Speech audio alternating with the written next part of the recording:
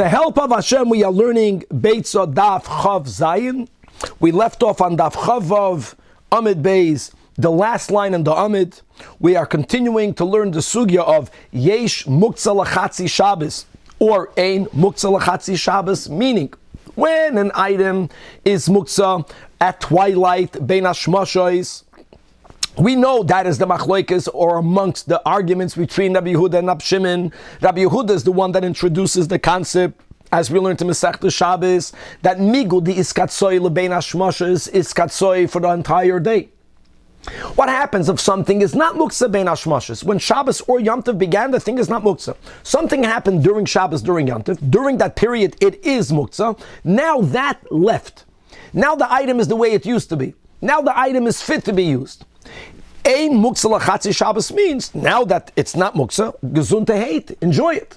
Yesh muktzah lachatzi Shabbos means that since it was muktzah for a period of time during Shabbos, doesn't say how long, even let's say for a moment, it remains muktzah for the remainder of Shabbos.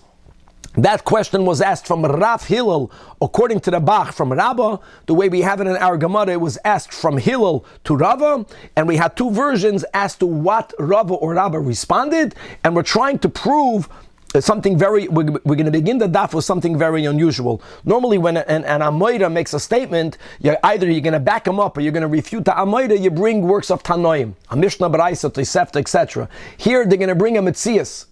They're going to bring a factual, just natural part of the world, the way things work, as a proof to this question.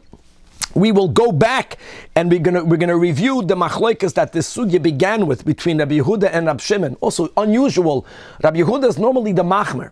Rabbi Shimon is the mekel. In the question whether an expert who is needed halachically to give a ruling that this bukhar is blemished and now the kohen may derive benefit from it, shechted and eat it, etc. Rabbi Yehuda is the one that holds lekula, that royin mumen biyantiv. Rabbi Shimon is the one that's machmed and he holds ein royin mumen b'Shabbos. And as we spoke at the end of last year, is that really everyone agrees that if you have a question of tarfus, which is very common, especially in those days, on Yom Tov, you take an animal, they shechted animals on Yom Tov, you shechted it, you don't know whether it is kosher or not, you would go to the Rav on Yom Tov to ask a question. And no one says that the Rav may not give a ruling, even though prior to the ruling you were not allowed to eat it. Doesn't the ruling render it permissible? Isn't it at least nida kemasakin? And the answer is no, because the psak din of a Rav only ascertains, it reveals what it is. And once the Rav says it's kosher, it's retroactive kosher. We now know there was never a question. It was already mesukin. Masha'inkin, when it comes to the psak din regarding whether this animal is blemished or not, at least the way we will understand Rab Shimon, he holds that even if the reality did not change, but only from the ruling of the expert onwards do we confer a permissible status to this animal. It doesn't go back retroactive. It's actually a psak that changes the status. That's something that is certainly more problematic to be done on Yom Tov. We're going to also review how we penalize the kohen if the kohen blemished the animal.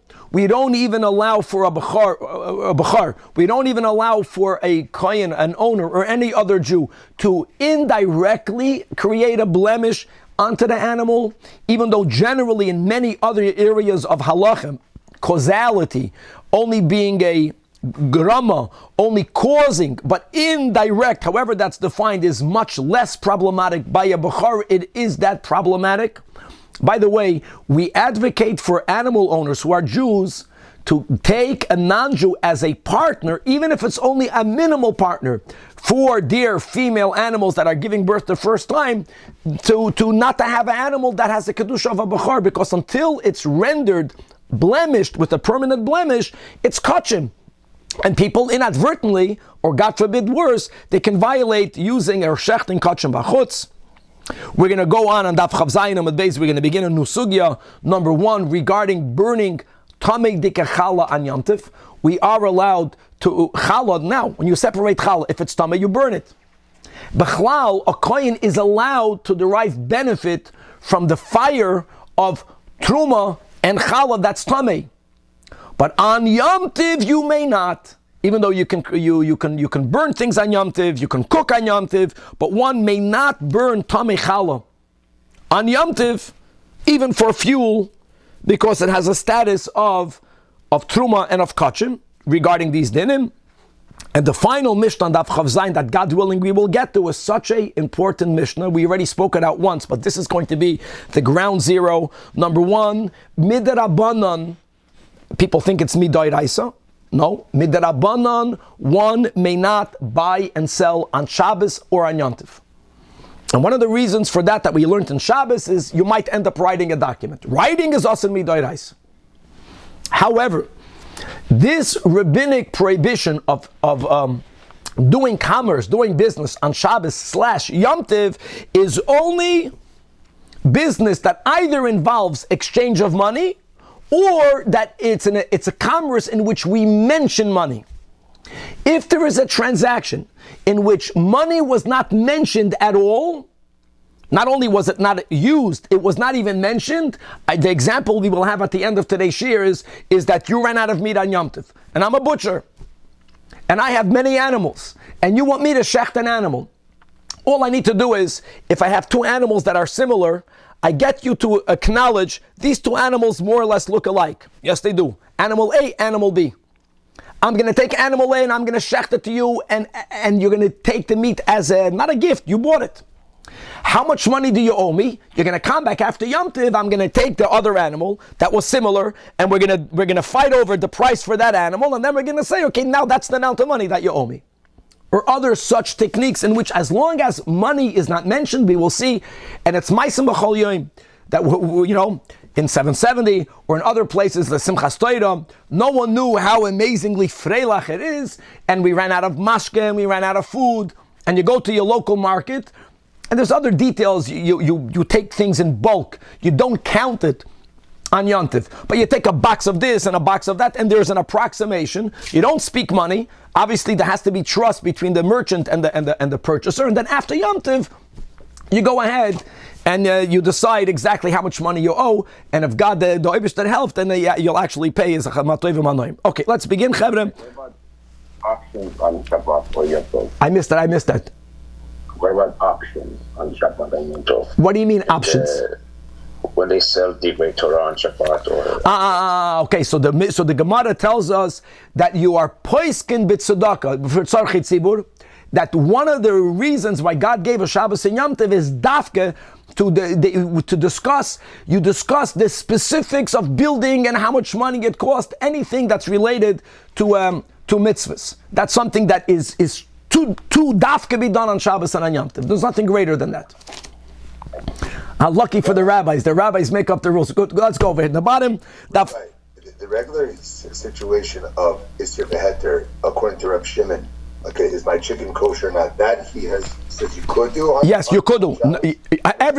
Yes.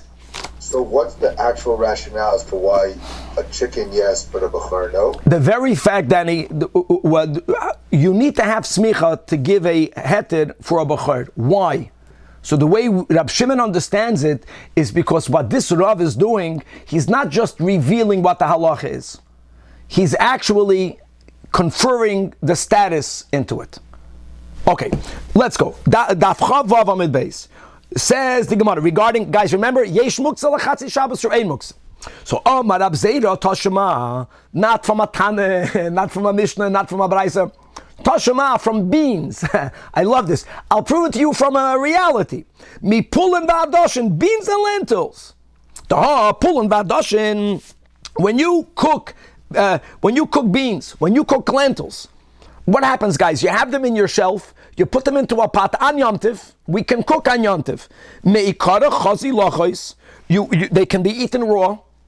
Then, when you put them in the pot, while they're boiling, you can't eat it. Itchulo. Push it. And then, when the pot is ready, when you take it off the fire, daf chav zayin, gamad bishulayu. When you finish cooking it, you take it off the fire, it begins to cool off at least a little bit. Now, chazi lahu. If you're going to say yesh muktzah lechatzi Shabbos, how can you cook anything on Yom Tov? Great. Pashit. While it was in the pot, it was inedible. Amalei Abaye, if your proof... Why does it become inedible while you're cooking? Did you ever try to eat something while it's boiling in a pot? Don't try that. Because of the heat, not because of the fruit. Because of the heat. And the Gemara therefore is going to refute it right away. There could be also, maybe Rabbi Chaim, in middle of it being prepared, maybe it's stuck inedible. Maybe raw edible, ready edible, absen mitten. Nicht daher, nicht dahin. So, Amalei Abaya to Rab Zera, why do you have to speak about beans and lentils? Anything. Uletamech, tikshun lach kederes da alma. Dostam kederes da alma, ben hashmoshes, roichas saying. Let me say, not even Yontiv, he's going even better. When you have a pot on fire because of the heat, exactly when it's hot, you can't eat it. So forget about Yontiv Shabbos, when something is on the blech, when your cholent is on the blech, or in the crock pot, which is like a blech, especially if you cover it properly. So then you can't eat it. No, why didn't you say it's never going to be permissible? Ula urta, but later, when you take it off the fire, then achlinan minayu. And why don't we say, even this katsoy leben hashmoshes is katsoy for the whole day? That doesn't mean anything. You know why? Because elo gomru bidei adam, something whose completion is in our hands.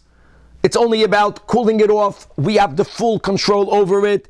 Loi komi boyalon. We never view it as it was loi chazu. It was chazu.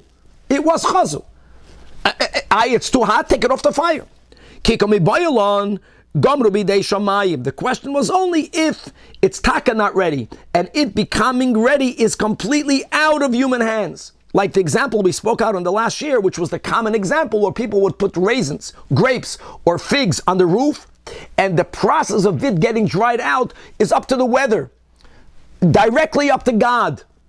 It can be hotter, it can take one day, it can take a week, it might rain or might not rain. That is where people normally would put it there and just wait, and they would remove it from their minds, which is why it became muktzah.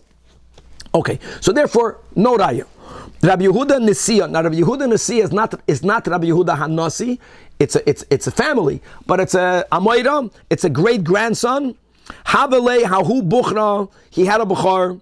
Now, Rabbi Yehuda Nesiya was taka not a Kohen, it was not a Levi. There's another side topic is, why did he even own the Bechar? Now, guys, understand that once the Bechar is ruled, blemished, it doesn't have to be eaten by a Kohen, but it belongs to a Kohen. But in any event, he had a Bechar, and he wanted to know whether he can feed it to the Oilam, and an Yom Tiv, and Shadrei Lekame de Rav Ami. Rav Ami had that heter hoira, he was allowed to give these rulings on Yom Tiv, but Savar de Loila Mechzei. But Rav Ami sided with Rav Shimon, and he didn't want to paskin. Ein roin. That was the topic we learned in the beginning of Daf Chavav.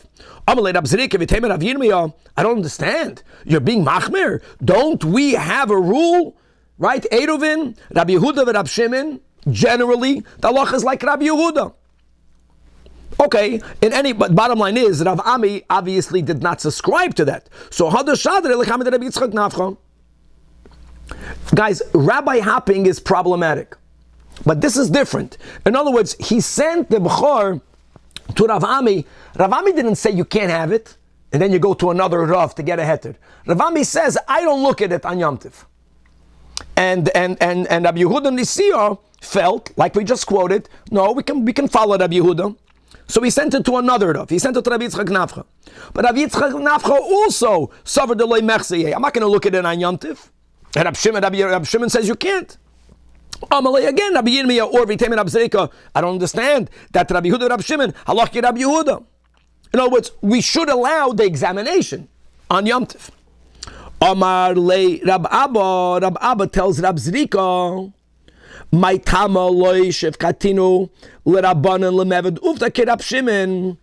Like he didn't accept this premise that we paskin like Rabbi Yehuda. Like I'm troubled. Why are you not allowing these two rabbanim to follow Rab Shimon? So Amar lei va'at ma biyodecha. Why do you know something that I don't know? Do you know that here we paskin like Rab Shimon? So Amar lei, this is Rav Abba, right? Rav Abba says, yeah, I know that Hachi Amar Rab Zera, the great Rab Zera, right, who moved to Eretz Yisrael. Rab Zera said, yeah, in this case, halacha Rab Shimon. And by the way, that's an anomaly. That's an exception. Now, who overheard this, we don't know. But Gemara is calling him Mandahu. Interesting expression. Lahavdil, the John Doe, Lahavdil, like Mandahu. So Amar Mandahu, someone who was there, who heard Rabbi Abba saying that Rab Zera says, Halacha Rab Shimon, and says he davened, he asked God, he made a prayer. Eske may I merit the Esak Lohasam, and I should merit to go to the Holy Land, and I would love to have the schus the Egmara Lishmaitza Mipumei. I would like to hear it directly from Rab Zera's mouth. Because it was a chiddush that here we taka should follow Rab Shimon. And kisalik lohasam, and indeed, you daven, Hashem answers you. The man to whom was zoicha, and he went to Yisrael, he got the ishur, and ashkechel Rab Zera, and he found Rab Zera. And Amar Lei, Amar Mar, did you say halacha Rab Shimon? Amar Lei, so he said like this. This is a very important nuance. I never paskined, says Rab Zera, that yes, for sure halacha Rab Shimon. I would only say that if I would hear that from my teachers, if I would have such a Messiah. I had no such a Messiah. But on one hand, I know Rabbi Yehuda, Rab Shimon, halacha ki Rabbi Yehuda. However, Ana mistabra amri, I on my own, I felt that here we have to paskin like Rab Shimon. Where did I get that from? If you remember, Daf Chavav Amid Beis, right, when we brought down this authenticated Dafke, non-corrupted Beitzah of Rabbi Oishia, who quoted the Shitas Rab Shimon b'shem Chachamim, mi diktani b'mas Nisan, Rab Shimon Omer. Oh, I'm sorry. In our Mishnah we know, let's begin with the Mishnah, that it was Rab Shimon that says, Kol she'ein mumay niken mi bo'edyom ein zeh min amuchen. It's Rab Shimon, it's not the Chachamim. And yet, but when the Beitzah of Rabbi Oishia, the authenticated one, the accurate one, he didn't say Rab Shimon Omer. His version was Chachamim Oimrim. Why did he make it into the Chachamim if it's only Rab Shimon? Shma mino, mistabra, kavasei, gavaldik. And now all of that makes sense, at least why there was a pushback against Rav Ami. When there was a pushback against Rabbi Yitzchak Nafcha, I'm sorry, Fakir, that's why they did not want to look at it. They did not want to look at it because they paskin like Rab Shimon. My Havala.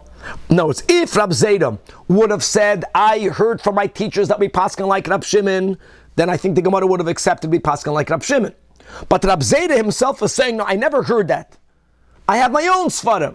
That's not enough. The Gemara wants to know, whom do we paskin like? So Amar Rabbi Yosef, Toshima, come in here. I want you to know that Talia ba'ashli Rav Revi, this matter is hanging on great ropes. To Amar Rabbi Shimon ben Pazi, Amar Rabbi Shua ben Levi, Amar Rabbi Yosef ben Shol, Amar Rebbe, Mishum Kahala Kadisha de Yerushalayim, that they ultimately coming back to the holy Kehillah of Yerushalayim, that they are quoting Rab Shimon. Rashi is Goyres, Rab Shimon ben Menasya. That's so important. The Marsha argues with that, which happens sometimes. The Marsha argues with Rashi, but let's go with Rashi. That Rab Shimon ben Menasya and his Chaverim, they say Halacha ki Rav Meir. In other words, before we speak about which Rav Meir, the fact that Kehillah Kadisha is quoting Rab Shimon ben Menasya, that implies that for the Kehillah Kadisha, Rab Shimon ben Menasya was an important poisik. That doesn't work. That doesn't work because Rab Shimon ben Menasya was younger than the Kehillah Kadisha de Yerushalayim. So the Gemara interrupts. The Gemara says, they quoted Rab Shimon ben Menasya. Amru, they asked, when they heard the statement, V'ha'inu, Inu meaning the Kehillah Kadisha, they are kashishe, they are older than Rab Shimon ben Menasya. They're not going to be quoting him. So the Gemara clarifies, no, they're not paskening like him. What they are saying is, Ella, I want you to know that Rab Shimon ben Menasya, Beshitas Rabbi Meir Amruha. I want you to know that what Rab Shimon ben Menasya says and what Rabbi Meir says is the same. Whoa, and this is an amazing link between two topics. So let's go to Rab Meir by heart. Rab Meir holds, what happens if someone shechts a bechor before a mumcha determined that it was paskin, that it's blemished? After it was shechted, it was brought to the expert, and the expert looks and says, this blemish the animal had before it was slaughtered, and it's halachically a permanent blemish. In other words, they shouldn't have shechted it, but they did shecht it. So we're going to see that the shita of Rabbi Meir they were making the link, and the shita of Rab Shimon is the same, and therefore, as we will all see, that's going to lead us into the understanding whether we paskin like Rab Shimon or Rabbi Yehuda. So let's go one step at a time. The Tanach, this is the Mishnah B'chayros, this is the shita of Rav Meir, Hashaychet es Abachar, prior to showing it to an expert. And if, by the way, if the animal is a tam, then you shechted kacham b'chutz, God forbid. And the mumcha is saying, no, this was a permanent blemish. Rabbi Yehuda is lenient. Rabbi Meir says, hoyil v'nishchat shaloi al pi mumcha aser. Now, what's the underlying machloikis? The Gemara is suggesting, like we spoke out in the introduction, that Rabbi Meir says that it's aser because the psak din of the mumcha is conferring the status of blemished, not revealing retroactively. So even though now the mumcha is saying, yeah, that's blemished, so what? When you shechted it, you know what you shechted? Kachim b'chutz. Now, if this is what's behind the shita of Reb Shimon, this leads more credence to paskin l'chumra ke Reb Shimon. Because now it's not just Reb Shimon and Rabbi Yehuda, halakha Rabbi Yehuda, now he has a Rav Meir with him. And I want you to know, even though generally when it comes to the klalim of Rabbi Yehuda and Rav Meir, we also do not paskin like Rav Meir, because Rav Meir was so smart that we were not able to be yoyed l'soif datoi. But anyways, they linked our machlokes to the Rabbi Rav Meir. Alma, why not? Who cares if now he's saying it's blemished. Alma kusava Rabbi Meir re'iyas b'choid lav k're'iyas treifa. Like we said, when you're paskin whether an animal is treifa or not, you are only ascertaining. You are only revealing something. You're not creating something.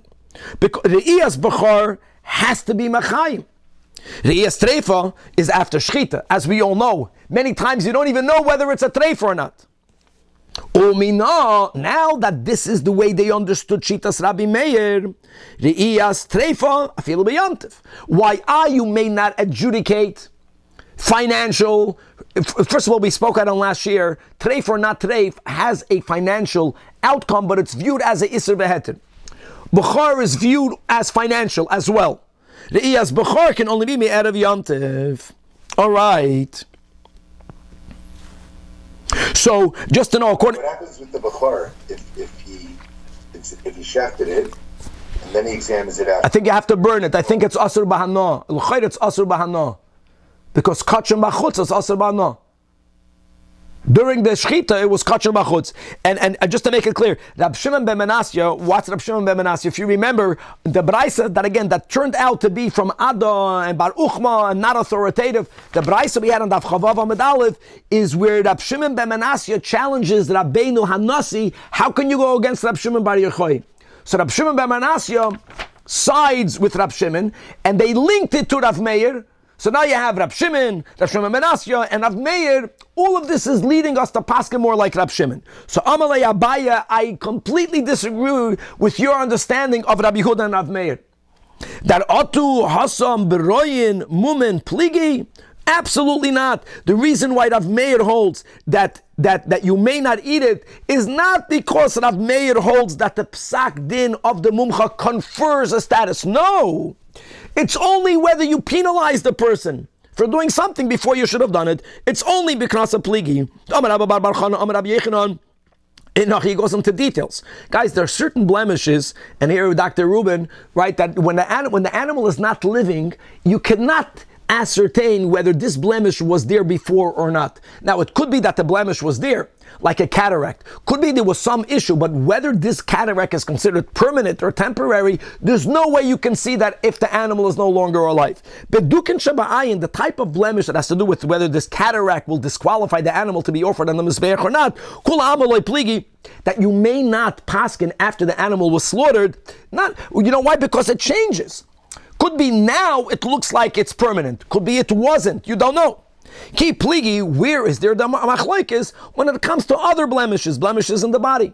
Blemishes that you could see post death, how bad was this blemish when the animal was alive? Rav Meir holds that even though you are able to see now that this was there before and it was already a permanent blemish, still gazrinon mumen shebeguf atamam shebayin. And Rabbi Yehuda holds like gazrinon. And therefore they disagree. We disagree with Kehila Kadisha, those Yerushalmis, that they correlated Rab Shimon ben Manasseh, Rab Shimon bar Yochai with Rav Meir. Not related. And indeed, Amar Rav Nachman bar Yitzchak, that I agree with Abaye, that Masnisa na Medaike. Because it says in the Mishnah in Bechoros that we just quoted, Rabbi Yehuda says, you know why it's Asur? He says, Hoyel v'nishkat shalei al pi mumcha. You know what? If the pshat would have been the way we were learning until now, that Rav Meir, like Rab Shimon holds, that the ruling of the expert confers the status of blemished, then he shouldn't have said, because nishchat shelo al pi mumcha. Rav Meir should say, asur, nekuda, asur, period. This shelo al pi mumcha is mashma, that you're explaining why you're penalizing him. Now, the moment we disentangled, we took away the link to Rav Meir, now again, it's not that clear, my havala. But still, guys, don't forget, we began on top of the Amid with the story that Rav Ami did not want to examine it. And here another story. Ami Vardinoa. Ami from the place Vardino, he was one of the people that got the special smicha, allowing him, giving him authority to render rulings regarding the status of a bechar, whether the blemish is considered a proper permanent blemish, rendering this animal the financial property of a kohen. And he was hired in the household of the Nasi. He was the one that was hired, Chazi Buchra de Beinesi Ahava, and the Yom Tova, an Yom Tov lo Yahava Chazi. Weiter like Rab Shimon. Also, when Rav Ami heard that Ami Vardino would not look at it, that's like the story we had in the beginning of today's daf. Amar Gvaldik, Shaper Kaved Deloy Chazi. In other words, there was a pushback. Because again, Rab Yehuda and Rab Shimon, Lochke Rab Yehuda. And here again, another person, another Amoida was going like Rab Shimon. Now the Gemara is going to have a contradiction between Rav Ami and himself. Now guys, we began today the story that when Rabbi Yehuda Nisiya brought a Bechor to Rav Ami says, I don't look on Yom Tov. So the last line in the Amid, you know what? Rav Ami, we know he looked on Yom Tov. Rav Ami Gufa Chazi. Rav Ami, we know, looked at a blemish on Yom Tov. So the Gemara says, Gavaldik, that what happened is like this. It's so practical. If a person has a Bechor, it appears to be blemished. If they would bring it to Rav Ami on Erev Yom Tov, there were times that Rav Ami looked at it Erev Yom Tov. He already saw that this animal has a permanent blemish, but there was another question Rav Ami had in his head. You know what that is? Maybe the owner caused the blemish to happen. If the owner caused the blemish to happen, we penalize and we don't allow that Bechor to be used nonetheless. Now, to find out whether he caused it or not, you need to have time to ask questions. Erev Yom Tov, you're busy. So the blemish part, he already knew from before Yom Tov. It's amazing that even though he didn't paskin, the knowledge of this expert before Yom Tov already doesn't make the psak on Yom Tov problematic, even according to Rav Shimon. Let's read it inside. Rav Ami ki chazi, in that story, me'esmal hava chazi. He already saw. Why didn't he give a verdict? Daf Chav Zayin Amid Beis. Because there was another question. Did you, the owner, cause it to be blemished? Ube Yom Tov shayule komishayel, he didn't have time on Erev Yom Tov. He was busy. But on Yom Tov, he had the time to begin investigating, to find out, heichi hava uvdo, how did it come out to be blemished? And once he discovered that the blemish was also not caused by the owner, and he paskened on Yom Tov, it's good, it's not called a psak din on Yom Tov. Interesting. Wow. So it's not the words of the Rav, here it's the knowledge. The Rav already knew that it's a blemish bechor. Look inside the top Rashi. Pa'amim sh'chayitana d'Erev Yom Tov. U'mishra hamumin oimer loi Leich achshav, he would tell the person who asked the question, go now, come back tomorrow, and he would ask him tomorrow on Yom Tov when there's more time, and why was that also needed?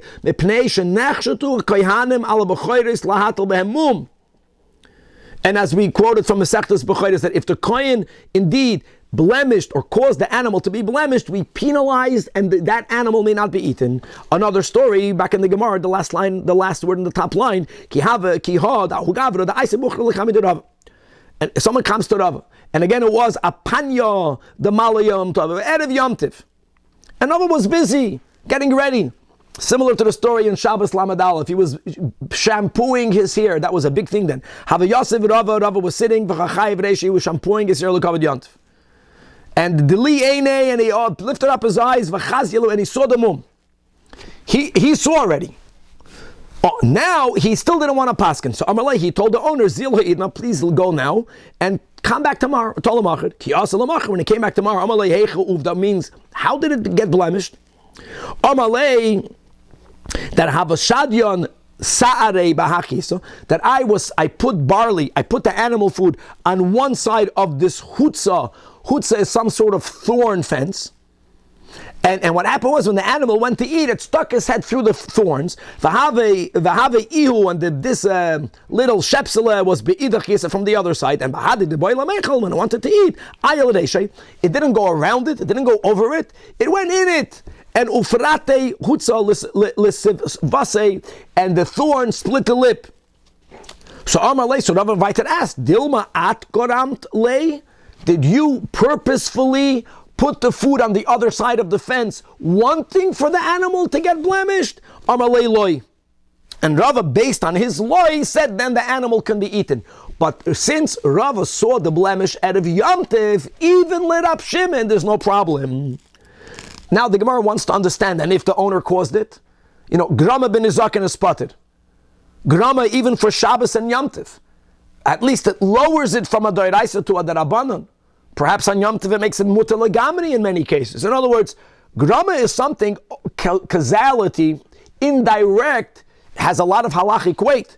So uminat hemra, that when it comes to rendering a blemish in a bachar, that even only grama, even only causing something indirectly, that also is asur, to the point that this penalty that we give to someone who renders the bachar blemished will go even if it's indirect. The Tanyam, when it says in Parshas Emer, mum lo boy, blemish may not be in it. Look how gavaldik Torah Shebal Peh.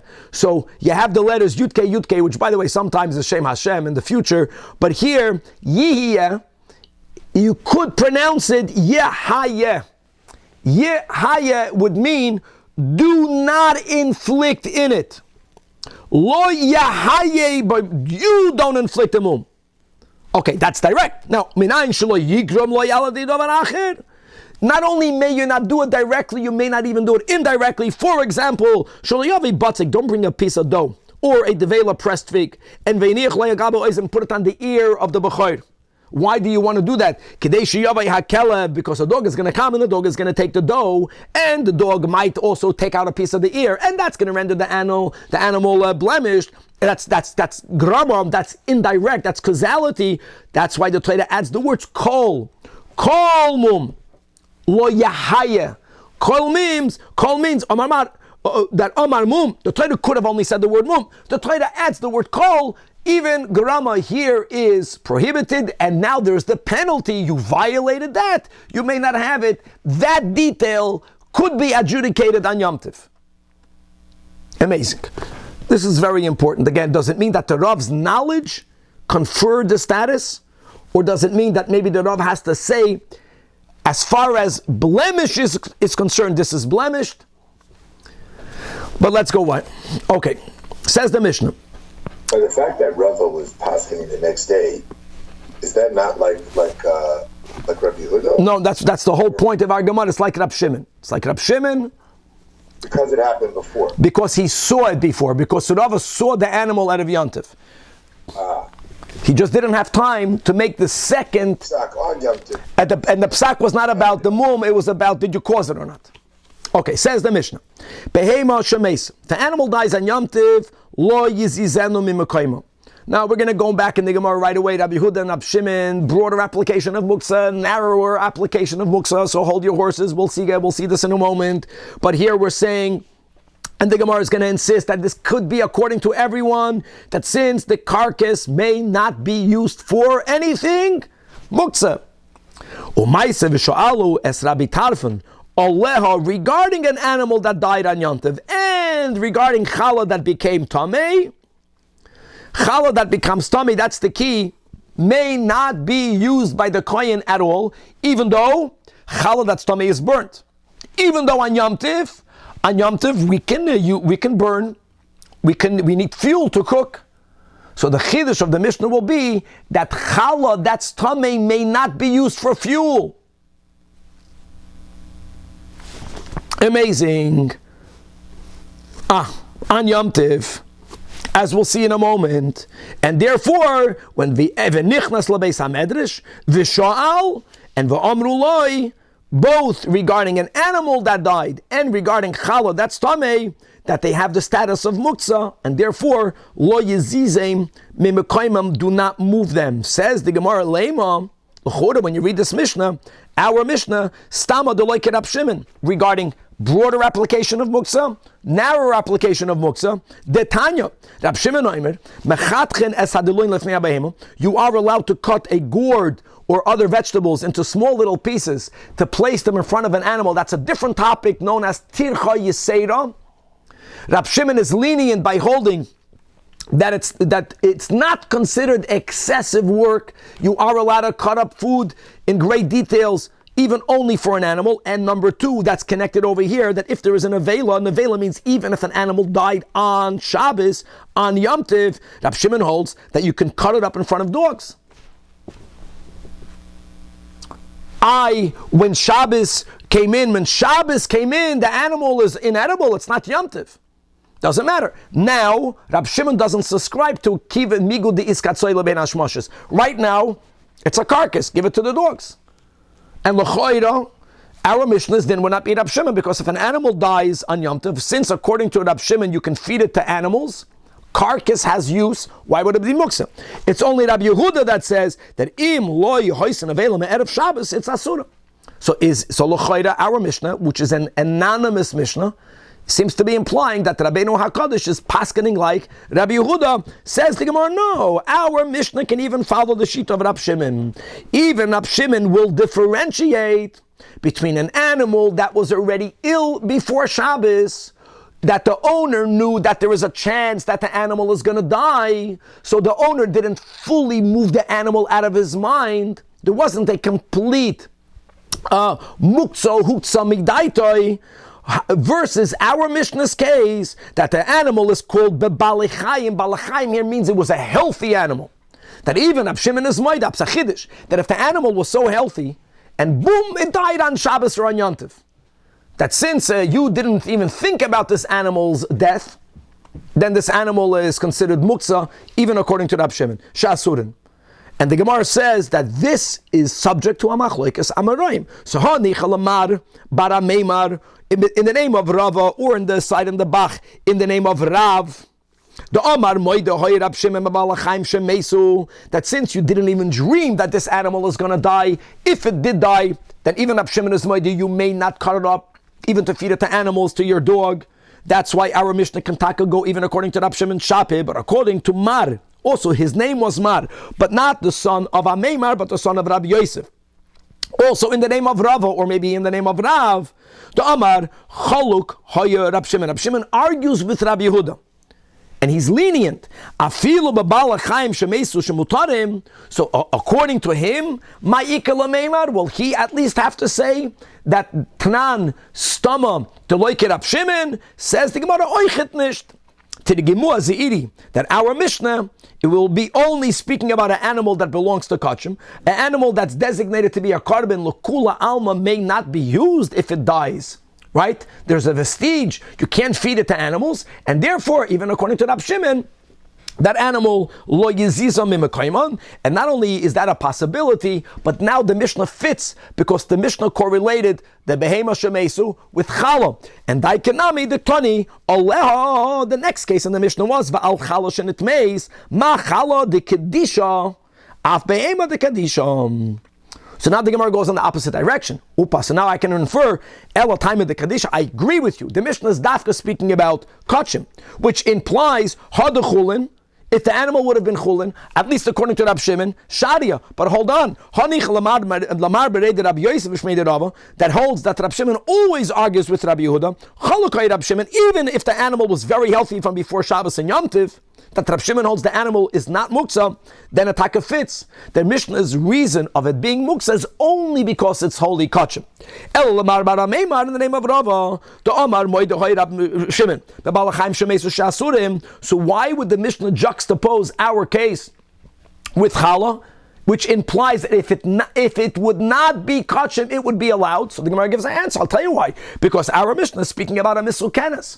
Who says the Mishnah is speaking about a very healthy animal? That's the whole sheet of Rab Shimon. Rab Shimon doesn't subscribe to migudis katsoy lebein hashmashis. If the animal was very ill, if not for it being kachim, then you would be allowed to move it because it has a use, because you can give it to animals, and the only problem in our Mishnah is that it's kachim. Now, I want to just go back to challah for a moment, and I want to read inside the Rashi in the Mishnah, because that's a big chiddush. We burn challah. But the point is, challah shenitma eina ru'uy l'koyin hayoim. Daha ba'achila asura lo'olam. Ulahasaka oilisita lekalbay biyamtiv asur. That's the chiddush. The ein mevarim kachim temeim in ha'olam biyamtiv. That's important. In other words, what we're learning over here is that you may not burn tamei challah on yamtiv, even for fuel. Today, the challah that we make is tamei by default because we're tamei. So according to the Mishnah, you're not allowed to burn. You have to separate the challah, but you may not burn it on yontif. Okay, and now the final Mishnah and the Amid. We spoke this out in the intro. Aleph Beis. Aleph, there is an isur midrabanan to do commerce on Shabbos and on Yom Tov. Beis, it's not as broad as people think. That as long as, number one, money does not exchange hands, and number two, money is not mentioned, that's this Mishnah, then you are allowed to do commerce on Shabbos and on Yom Tov. Certainly, l'tzoyrech, for the needs of, now Shabbos is an issue of transporting, so it's not that practical, but on Yom Tov, where you are allowed to carry, it's relatively common until today that if you're missing a box of herring, a box of wine, a box of food for Yom Tov, you would go to a local vendor, you would pick up a box with various details that cannot be specified. The ikir here is that you cannot mention numbers, you cannot mention money. Says the Mishnah is giving a practical case, the way people would purchase a animal, meat from a butcher, being that there was no refrigeration, the butcher who then owned the animal would not slaughter the animal for one client, because you would buy, a little piece of meat, and the rest of the meat would rot until new clients would come. Just the way it worked is that a group of people would form together, enough people that would basically buy at least the vast majority of the animal, and they would together approach a butcher to ask the butcher to slaughter an animal. So says the Mishnah, Ein nimnin ala behema. You don't count the group together. Lechatchila b'yamtiv. And again, it's not about the group, that's just the reality. And furthermore, if they're not going to mention price, we will see then they could do it. But normally they would speak about price. That you may not do. Elo avol nimnin olem me'erev Yom Tov. But if they spoke price before Yom Tov, everyone made up. Guys, we don't want you to shech today, we want it fresh. We have 20 people, and we discussed the price from before Yom Tov, then you can do the shechita on Yom Tov. That's not a problem. Or, that's the way the Gemara is going to pshat. Or, even if nothing was discussed from before Yom Tov, you only woke up on Yom Tov, oh my God, I don't have enough meat. You can form a group, as long as all financial arrangements will be left for after Yom Tov. That's the ushoichatin. It's or that's the word that Gemara learns. Ushoichatin umachalkim in him. Or you can lechatchila make a group, but don't speak finances. Now that's Shmuel's interpretation of the Mishnah, right? It's not clear that the Mishnah is speaking about two different clauses. But my a nimnin, what's the prohibition of nimnin? It's not a inherent, you can't make a group. So Amar Rav Yehuda, Amar Shmuel, all the Mishnah means to say, you can make a group. Is ein poiskin damim lechatchila ala behema b'yamtiv. You can't speak numbers. And therefore Shmuel learned that our Mishnah has two clauses. And the last line in the Mishnah, Ushoichatin, is clause number 2. So it's again like, Chumash Rashi, Gemara Mishnah. Shmuel is giving a whole different understanding in the Mishnah. Lekula. Lechatchila, you can make a group. The problem is only discussing numbers. Heichi avid. So now the Gemara is asking a practical question on Shmuel. Mela, if a group came before Yom Tov and they went to the butcher and everyone told the butcher, I'm going to pay for this zaitel you $100 and I'm going to pay $200. So now we understand. So what? That money? So money won't be exchanged on Yom Tov, but the butcher knows how much money is owed to him. Everyone knows how much money they owe. It works. But how can you make a transaction lichatchila on Yom Tov if you're not going to discuss numbers? So you're opening up a Pandora's box. So what, after Yom Tov, the butcher is going to say, you owe me $200. The guy's going to say, you're kidding? For that meat, I owe you $20. So how can you have at least some vague understanding, minimizing an argument afterwards without discussing numbers? That's the heichi of it practically. 3 lines from the bottom. So Amar Rav, I'll tell you how. Maybe shtei behemoths. The butcher can take 2 animals. Umamidam zu eitzel zu. And he stands one next to the other. And he gets the clients, he gets the purchasers to acknowledge zu kizu. More or less they're the same. Once they made that acknowledgement, at least they have what to work with after Yom Tov. And then after Yom Tov, the butcher goes back, and the butcher, you're not just theoretically arguing. This living animal is worth whatever the number is. And then accordingly, you come to a price for each purchaser. And indeed, even though the Mishnah is vague, people can learn the Mishnah otherwise. Maybe the Mishnah is saying you can never initiate the sales. You can never make a group on Yom Tov. No. Tanya Nabi Hachi like Shmuel, Lo yoimar adam lachaveiroi on Yom Tov, Hareini imcha besela. I'm going to give you a selah for my part of the meat. Or Hareini imcha b'shtayim. But on Yom Tov lechatchila, if it's not numbers, avol oimerloi hareni imcha lemechza l'shlish v'lerevia. I'm going to take half of the animal. I'm going to take a third of the animal. I'm going to take a fourth of the animal. You're speaking percentage of meat, not of money. Look inside the last Rashi in the Amid. Hareni imcha nimna al behemazu besela. It turned out that you can create a group. You can begin a sale. You can begin and finalize the sale. The problem is only mentioning money. And V'hainu Kishmuel, that explains that our Mishnah is only ein poiskin le'damim b'yom tiv. But if you're not discussing money, geld, then you can make a sale. And then after Yom Tiv, you go ahead and you go back and you come to an understanding of how much was that mechzer, l'shlish v'lerevia, and then each one owes that money to the butcher. God willing, tomorrow to be continued on Daf Koyach.